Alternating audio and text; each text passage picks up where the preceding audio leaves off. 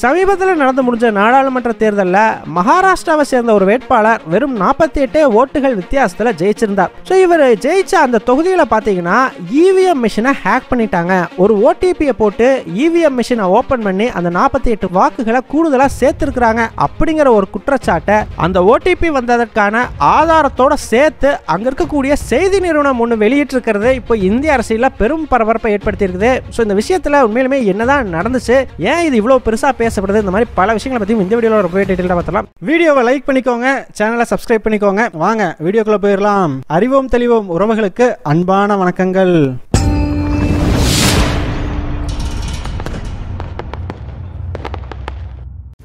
முதல் விஷயமா, சமீபத்தில் நடந்து முடிஞ்ச நாடாளுமன்ற தேர்தலினுடைய ஓட்டு எண்ணிக்கை அப்படிங்கிறது கடந்த ஜூன் 4ஆம் தேதி நடைபெற்றது இல்லையா? இதுல பாத்தீங்கன்னா மகாராஷ்டிராவினுடைய தெற்கு தொகுதியை சேர்ந்த பாஜகவினுடைய வேட்பாளர் ஒருத்தர் வெறும் 48 வாக்குகள் வித்தியாசத்தில் வந்து ஜெயிச்சிருக்கிறார். யூஸ்வலா 1000 வாக்குகள் வித்தியாசத்தில் ஜெயிச்சாலே அதை வந்து கம்மியான மார்ஜின் அப்படின்னு தான் சொல்லுவாங்க. ஸோ 48 அப்படிங்கிறத பார்த்தீங்கன்னா ரொம்ப ரொம்ப ரொம்ப கம்மியான ஒரு மார்ஜின் அப்படின்னு தான் சொல்லி ஆகணும். இவருடைய இந்த வெற்றி எதிர்க்கட்சிகள் மத்தியில் பலத்த சந்தேகத்தை ஏற்படுத்தி இருந்த அதே சமயத்தில் மகாராஷ்டிராவினுடைய மிட் டே அப்படிங்கிற ஒரு செய்தி ஊடகம் ரொம்பவே முக்கியமான ஒரு செய்தி ஒன்று வெளியிட்டிருந்தாங்க. அது என்ன அப்படின்னு பார்த்தீங்கன்னா, கடந்த ஜூன் 4ஆம் தேதி அன்னைக்கு இந்த மகாராஷ்டிராவினுடைய தெற்கு தொகுதியில் ஓட்டு எண்ணிக்கை நடைபெறும் பொழுது, அதாவது ஒரு 48 சீட்டில் ஜெயிச்சார் இல்லையா, அந்த இடத்தோட ஓட்டு எண்ணிக்கை நடக்கும் பொழுது அங்க ஓட்டை எண்ணக்கூடிய அதிகாரி ஒருத்தர் கையில செல்போனை வச்சிருந்தாரு. அந்த செல்போனுக்கு அவருக்கு ஒரு ஓடிபி ஒன்று வந்துச்சு. அந்த ஓடிபியை பயன்படுத்தி அவர் இவிஎம் ஹேக் பண்ணிட்டாரு அப்படிங்கிற மாதிரியான ஒரு செய்தி வெளியிடப்பட்டிருந்தது. ஸோ ஆல்ரெடி சந்தேகத்தில் இருந்த எதிர்க்கட்சிகள் எல்லாம் இந்த செய்தியை பார்த்த உடனேயுமே இந்த மாதிரி இவிஎம் ஹேக் பண்ணி தான் இந்த 48 ஓட்டுகளை கூடுதலாக வாங்கி அவர் ஜெயிச்சிருக்கிறாரு அப்படிங்கிற ஒரு குற்றச்சாட்டை முன்வைக்க ஆரம்பிக்கிறாங்க. ஸோ எதிர்க்கட்சிகளுடைய இந்த குற்றச்சாட்டுக்கு இன்னுமே வலு சேர்க்கிற வகையில் பார்த்தீங்கன்னா, மும்பை போலீஸ் தானாகவே முன்வந்து இந்த தேர்தல் அதிகாரி மேலே வழக்கு பதிவு செஞ்சிருக்கிறாங்க. எதுக்காக அப்படின்னா, இந்த மாதிரி ஓட்டு என்ற மையத்தில் செல்போனே பயன்படுத்தக்கூடாது, ஆனால் அதையும் மீறி இவர் செல்போனை யூஸ் பண்ணியிருக்கிறாரு, அது சட்டத்துக்கு புறம்பானது, அதனால நாங்கள் அவரை கைது பண்ணுறோம்னு சொல்லி மும்பை போலீஸ் அவரை அரெஸ்ட் பண்ணியிருக்கிறாங்க. இது மகாராஷ்டிரா அரசியலில் பெரும் பரபரப்பை ஏற்படுத்தியிருக்குது.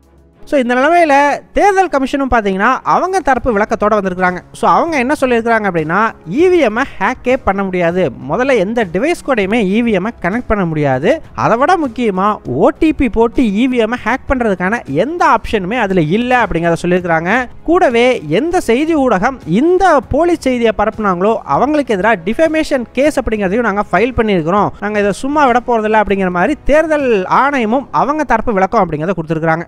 ஸோ இந்த மாதிரி இந்தியாவில் எலக்ட்ரானிக் ஓட்டிங் மிஷினை வச்சு அரசியல் ரொம்பவே பரபரப்பாக ஓடிக்கிட்டு இருக்கிற இதே சமயத்தில் இன்னொரு பக்கம் போர்ட்டோரிக்கோ அரசாங்கம் பார்த்தீங்கன்னா அவங்க நாட்டிலையும் எலக்ட்ரானிக் ஓட்டிங் மிஷினை வச்சே தேர்தல் நடத்தலாம் அப்படிங்கிற ஒரு முடிவெடுத்து அமெரிக்காவில் இருக்கிற ஒரு கம்பெனி கிட்ட அந்த மிஷினை தயாரிக்கிறதுக்கான ஆர்டரையும் கொடுத்துருக்காங்க. இதை பார்த்த அமெரிக்காவினுடைய முன்னணி தொழில் நிறுவனரான எலான் மஸ்க் அவருடைய எக்ஸ் தளத்தில் என்ன பதிவு போடுறாரு அப்படின்னா, இந்த மாதிரி எலக்ட்ரானிக் ஓட்டிங் மிஷின்ங்கிறது அவ்வளவு நம்பகத்தன்மை வாய்ந்தது கிடையாது, கண்டிப்பாக அதை வந்து ஹேக் பண்ண முடியும் அப்படிங்கிற மாதிரி ஒரு ட்வீட் ஒன்று போட்டு விடுறாரு.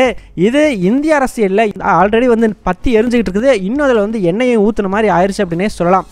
காரணம், எலான் மஸ்க்கு பார்த்தீங்கன்னா இந்த டெக்னாலஜி பற்றியெல்லாம் நல்லாவே தெரியும் இல்லையா? ஸோ இதனால் இந்தியாவில் இருக்கக்கூடிய எதிர்க்கட்சிகள்லாம் அவர் போட்ட ட்வீட்டை எடுத்துக்காட்டி அந்த மாதிரி இந்த விஷயத்தை பற்றியெல்லாம் நல்லா தெரிஞ்ச எலான் மஸ்கே இதை ஹேக் பண்ண முடியும்னு சொல்கிறாரு, அப்படி இருக்கும் பொழுது தேர்தல் ஆணையம் எப்படி இதை ஹேக் பண்ண முடியாதுன்னு சொல்கிறீங்க அப்படிங்கிற மாதிரி கேள்விகளை எழுப்ப ஆரம்பிக்கிறாங்க. இதை பார்த்த இந்தியாவினுடைய முன்னாள் பாஜக அமைச்சரான ராஜீவ் சந்திரசேகர் அவருடைய எக்ஸ் தளத்தில் என்ன போடுறாரு அப்படின்னா, எலான் மஸ்க் சொன்னது அமெரிக்காவில் இந்த இவிஎம்ஐ தயாரிக்கிற கம்பெனிக்கு வேணால் செட் ஆகலாம், ஆனால் இந்தியாவில் தயாரிக்கிற இவிஎம்க்கு செட் ஆகாது, இது ரொம்ப ரொம்ப சேஃபானது, யாராலையுமே ஹேக் பண்ண முடியாது அப்படின்னு சொல்லி ஒரு ட்வீட் ஒன்று போடுறாரு. இதை பார்த்த எலான் மஸ்க் பார்த்தீங்கன்னா இந்தியாவின் முன்னாள் அமைச்சருக்கு வந்து ரிப்ளை ஒன்று பண்ணுறாரு, இந்த உலகத்தில் டிவைஸ் அப்படின்னு வந்துருச்சு அப்படின்னா அதைய எல்லாத்தையுமே ஹேக் பண்ண முடியும், ஹேக் பண்ண முடியாததுங்கிறது ஒன்று கிடையவே கிடையாது அப்படின்னு அவர் ரிப்ளை பண்ண இன்னுமே இந்த விஷயம் சூடு பிடிக்க ஆரம்பிக்குது. எலான் மஸ்கோட ரிப்ளையை பார்த்த ராஜீவ் சந்திரசேகர் பார்த்தீங்கன்னா மறுபடியும் ஒரு பதில் ஒன்று போடுறாரு.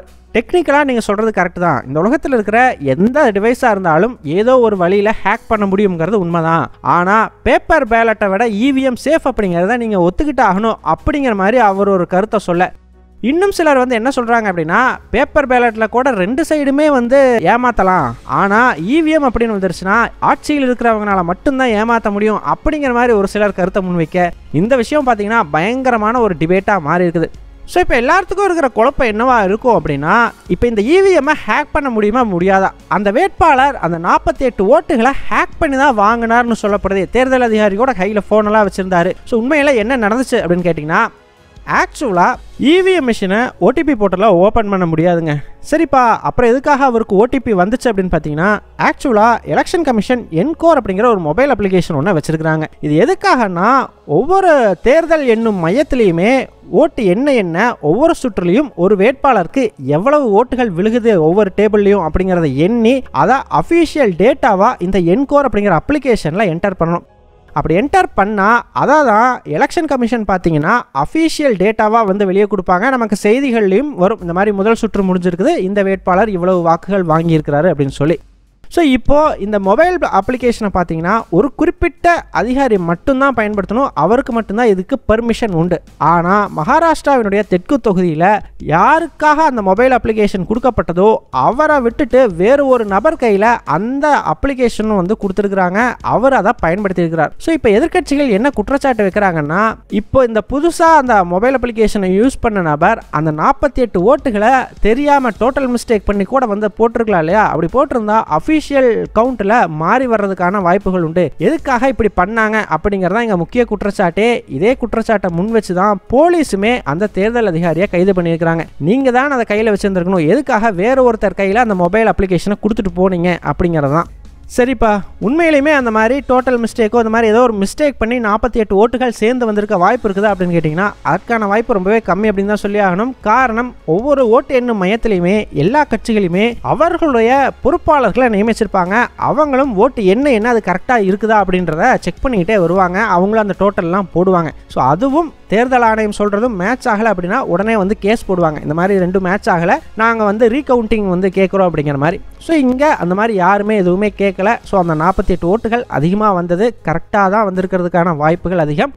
ஒருவேளை அப்படியே சந்தேகம் இருந்தாலுமே கூட எலெக்ஷன் கமிஷன்கிட்ட கேட்டு ரீகவுண்டிங் பண்ணலாம். கூடவே விவிபேட் வந்து இப்போ எல்லா இடத்துலையுமே வைக்கிறாங்க. அந்த விவிபேட்டில் விழுந்த ஓட்டுகளையும் செக் பண்ணி பார்க்கலாம். அப்படி பண்ணி பார்க்கும் பொழுது உண்மை என்ன அப்படிங்கிறது நமக்கு தெரிய வரும். ஸோ இப்போ இந்த ஒரு விஷயம் அப்படிங்கிறது பெரும் பரபரப்பை இந்திய அரசியலில் ஏற்படுத்தி இருக்குது. பலருமே வந்து இவிஎம் வேண்டாம் அப்படிங்கிற மாதிரியான கருத்துக்களை முன் வச்சுக்கிட்டு வராங்க. ஸோ நீங்கள் என்ன நினைக்கிறீங்க இந்த விஷயத்தை பற்றி? இவிஎம் பெட்டரா, பேப்பர் பேலட் பெட்டரா? உங்களுடைய கருத்துக்கள் என்ன அப்படிங்கிறத மறக்காமல் கமெண்ட்ஸில் சொல்லுங்கள். எங்கள் டெலிகிராம் சேனல் லிங்க் டிஸ்கிரிப்ஷனில் கொடுக்குறோம். இன்ட்ரெஸ்ட் இருக்கிறவங்க ஜாயின் பண்ணிக்கோங்க. ரொம்ப முக்கியமான செய்திகள் அதில் பகிரப்படும்.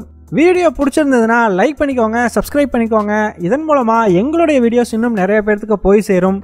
முடிஞ்சால் உங்களுடைய ஃப்ரெண்ட்ஸுக்கிட்டையும் நிறைய ஷேர் பண்ணிக்கோங்க. இது எங்களுடைய உழைப்புக்கு நீங்கள் கொடுக்குற ஒரு ரிவார்டாக இருக்கும். நன்றி.